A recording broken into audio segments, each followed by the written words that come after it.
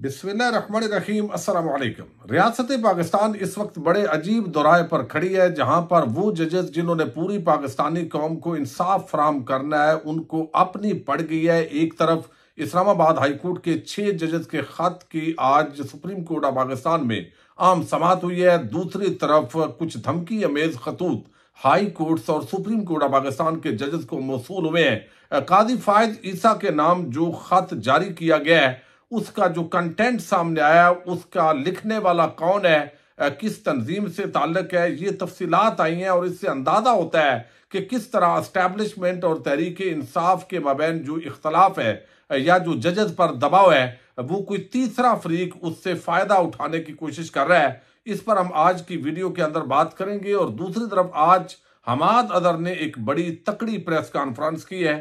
10 महीने तक वो रुपोश रहे हैं। बिलाखिर उन्होंने पेशावर हाई कोर्ट से हिफाजती जमानत ली है और अपने ऊपर होने वाले मजालम उनका भी जिक्र किया है। और वहां पर उन्होंने जो चीफ जस्टिस हैं और जजेस हैं, उनको मुस्ताफी होने का भी मुतालबा क्यों किया है, ये तफसील भी आपके सामने रखनी है। दूसरी तरफ आज army chief general Asim Munir और सदर जरदारी की एक मुलाकात हुई है। इस मुलाकात का जो मलबा है, उसके अंदर जो स्टेटमेंट आई है, वो तहरीक इंसाफ पर किस तरह डाला गया है, ये भी एक बड़ी आम डेवलपमेंट है। इस पर भी बात करेंगे। उम्मीद है आप समाअत करेंगे और अपने कीमती फीडबैक से जरूर आगाह करेंगे।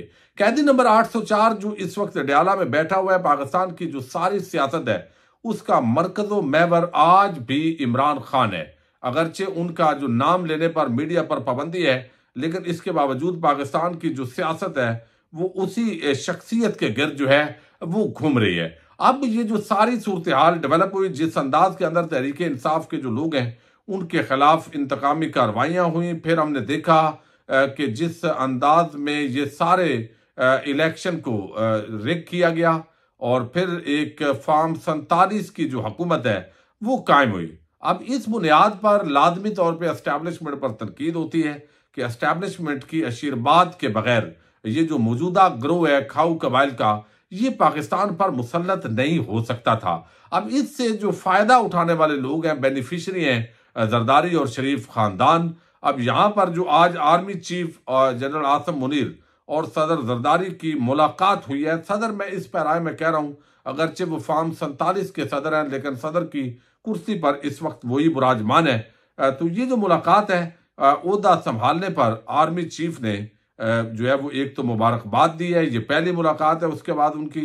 अब यहाँ पर जो है वो सदर ममलकत को दहशत गर्दी के खिलाफ जारी फौजी ऑपरेशन से आगाह किया गया है। सदर ममलकत का एक मखसूस सियासी जमात, अब देखे ना, ये सदर साहब का बयान है। सदर ममलकत का एक मखसूस सियासी जमात और उसके चंद अफराद की जानब से इदारे और उसकी क़यादत के खिलाफ महदूद सियासी मफादात के हसूल के लिए लगाए गए बेबुनियाद और बिला जवाज इल्जामात पर शदीद तशवीश का इजहार किया गया। आर्मी चीफ से मुलाकात में रवायती खतरात के खिलाफ ऑपरेशनल तैयारियों पर भी रोशनी डाली गई है। अब जो कुछ हुआ है, आपने बल्ले का निशान छीना, 10 महीने तक सबको जेर अताब रखा, फिर इमरान खान के खिलाफ बोगस मुकदमात बनाए, बजाय इसके कि आप अपनी इस्लाह करें। तो अब भी जो सारा मलबा है वो तहरीक इंसाफ पर डाला जाता है कि एक मखसूस जमात और उसके कारकुनान ये जो इदारों के खिलाफ मुहिम चला रहे हैं। इदारों के खिलाफ मेरा तो नहीं ख्याल कोई मुहिम चल रही है, बल्कि सब यही कह रहे हैं कि आइन पर अमल होना चाहिए। तो आइन पर अमल होने पर तो किसी को भी परेशानी जो है वो नहीं होनी चाहिए। दूसरी तरफ हमाद अदर जो है, आपको इल्म है, वो काफी अरसा रुपोश रहे हैं, उनके लिए बड़े खतरात थे, लेकिन पेशावर हाई कोर्ट से उन्होंने हिफाजती जमानत ली है। और आज जो उन्होंने प्रेस कॉन्फ्रेंस की है, ये प्रेस कॉन्फ्रेंस बड़ी अहमियत की हामिल है। इसके अंदर उन्होंने बहुत सारी जो चीजें हैं वो बयान की है। एक तो उन्होंने बताया है कि तहरीक जो अदलिया को इस मुदाखलत के खिलाफ खड़ा होना का, वरना इस मुल्क पर फिस्तायत के गहरे बादल छा जाएंगे। यहाँ के जजेस पर भी प्रेशर होगा, मगर वो इंसाफ कर रहे हैं, यानी पेशावर की बात कर रहे हैं। आला अदलिया अगर इंसाफ नहीं कर सकती तो इस्तीफा दें। चीफ जस्टिस साहब, हमने तो बर्दाश्त कर लिया, अब आपका इम्तिहान है, आप देखते हैं आपकी अपनी टीम इंसाफ फराम करती है या नहीं। ये एक आम उन्होंने रखा है। फिर उन्होंने कहा है कि एक ऐसा तासर देने की कोशिश की जा रही है कि आइन कानून जमहूर निजाम के साथ खिलवाड़ लोगों पर जुल्म सितम, फाशिज्म, इस सब पर पर्दा डालकर आगे बढ़ा जाए। ये बात जजेस कहते हैं जी ठीक है, पीछे जो हो गया उसको छोड़ें, अब आगे की बात करें। तो वो कहते हैं नहीं, ऐसे नहीं, ऐसे आगे की बात नहीं होगी, बल्कि मगर ऐसा हरगिज नहीं होने देंगे। हर चीज का हिसाब लेंगे। आपसे जो जो जुल्म किए गए, जिन जिन कारकुनों पर तशद्दुद किया गया, जाली पर्चे दर्ज किए गए, घरों में घुसकर तोड़ फोड़ की गई, जजेस को डराया धमकाया गया, हर चीज का हिसाब देना होगा। यानी आगे वैसे नहीं बढ़ सकते। ये जो खास तौर पर 2 सालों के अंदर हुआ है, ये तो नंगा नाच है, यानी कोई कह ही नहीं सकता। अब तो बाकायदा हमारे ताकतवर हलकों के नुमाइंदे एलानिया तौर पर कौमी असम्बली और सेनेट के अंदर और वजीर बन चुके हैं। फिर उन्होंने कहा जब मैं रूपोश हुआ तो किस्म किस्म की खबरें मेरे खिलाफ आ रही थी, इस दौरान मेरे घर को सील कर दिया गया। पिछले 10 माह से मैं और मेरे बच्चे दर बदर है। मेरे वालिद को 2 बार गिरफ्तार किया गया। उनको धमकी भी दी गई कि अगर मैंने गिरफ्तारी न दी तो मेरी बहनों के घर जाकर तोड़ फोड़ की जाएगी। मेरे वकला ने दिसंबर के महीने में लाहौर हाईकोर्ट में रिट दायर की कि हमें बताया जाए मुझ पर कितनी FIR दर्ज है। IG पंजाब ने हाईकोर्ट में झूठ बोला कि मुझ पर 23 FIR है। जब मेरी वकला की टीम पंजाब के हर जिले में जाकर तलाश की तो पता चला मुझ पे 51 पर्चे दर्ज किए गए। मेरे वकला IG पंजाब के खिलाफ तौहीन अदालत की दरखास्त दायर करेंगे और उनका कहना है कि मेरा कसूर सिर्फ ये था कि मैं इमरान खान के साथ खड़ा रहा और आइंदा भी खड़ा रहूंगा, और अगली दहाइयों के अंदर पाकिस्तान तहरीक इंसाफ वो जमात है जो बरसरे इख्तदार भी रहेगी और पाकिस्तान की सियासत पर हावी भी रहेगी। तो ये बड़ी, और फिर उन्होंने टिक टॉक सहेलियों का भी जिक्र किया जो इस वक्त पंजाब की हुकूमत टिक टॉक कर सहेलियां जो है उनके हवाले कर दी गई है। ये भी उन्होंने बात आज प्रेस कॉन्फ्रेंस की है और बड़ी डिटेल के साथ बहुत जारहाना और गुस्से के अंदाज में कहा है कि इस सब का जो पिछले 10 माह में खास तौर पर जुल्म हुआ है उसका हिसाब आपको देना पड़ेगा। अब दूसरी तरफ जो है वो काजी फायद ईसा साहब को जो खत लिखा गया है, खत अगरचे दूसरे सुप्रीम कोर्ट के जजेस को भी आए हैं, हाई कोर्ट के जजेस, लाहौर हाई कोर्ट को भी और इस्लामाबाद हाई कोर्ट के जो जजेस हैं उनको भी आए हैं, लेकिन जो कंटेंट है इस खत का ये बड़ा आम है, जिसके अंदर जो है वो एक काजी फायद ईसा जो है उनको जो धमकी दी गई है वो इंग्लिश के अंदर इबारत है। उसका मैं तर्जमा आपके सामने आसान जबान में रखता हूं ताकि अंदाजा हो कि किस तरह वो जजेस जिन्होंने हमें इंसाफ फराम करना है, एक तो इंटरनल जो एजेंसीज हैं उनकी तरफ से उनको पर दबाव है, फिर आज काजी साहब ने कहा यह भी दबाव होता है, रिश्तेदारों का भी, दोस्तों का भी, फलां का भी, फलां का भी। वो सारी चीजें आज ऐसे लग रहा था कि काजी साहब अपने जज की कुर्सी पर नहीं बैठे हुए बल्कि वो वजीर आजम की कुर्सी पर बैठकर अपनी एग्जेक्टिव का दिफा कर रहे हैं।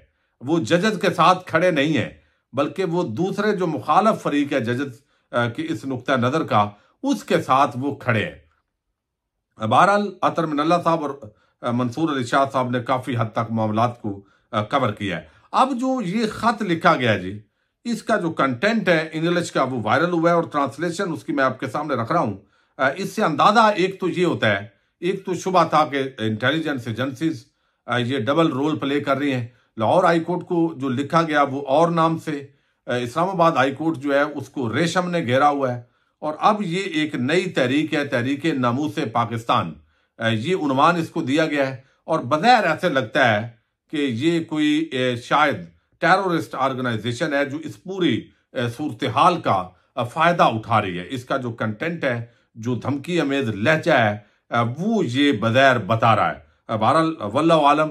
अब उन्होंने कहा कि सुप्रीम कोर्ट ऑफ पाकिस्तान में आप लोग इस मुल्क के क्याम से ही इंसाफ का ढोंग रचा रहे हैं। ये उन्होंने चीफ जस्टिस काजी फायद ईसा को मुखातब किया है। साल ब साल ये मुल्क अफरा तफरी, गुर्बत, करप्शन और बदअमनी की लपेट में आ रहा है। इलेक्शन कमीशन ऑफ पाकिस्तान को हमारे मुकद्दस मुल्क में जो कुछ भी गलत है उसका हतमी और हतमी चेक होना चाहिए था। इसकी बजाय ये मसला के बहुत हिस्सा बन गया है और बुराई को बचाने वाला जज, जर्नैल और सियासतदान मादरे वतन की लानत और बीमारी है। ये इसकी ट्रांसलेशन है। हम तहरीक नामूस पाकिस्तान कहते हैं मजीद नहीं, अब बस बहुत हो चुका। हम आपको अपने मुल्क को मजीद कमजोर नहीं होने देंगे। आपकी घटिया सियासत और जाती मफादात की जिद्दोजहद को बर्दाश्त नहीं किया जाएगा। जो कुछ तुमने किया है उसका बदला तुम सबको मिलेगा। ये खत और इसके साथ जो आया है सब के लिए याद दहानी हो जाए कि तौबा करे या तैयार हो जाए। पाकिस्तान जिंदाबाद।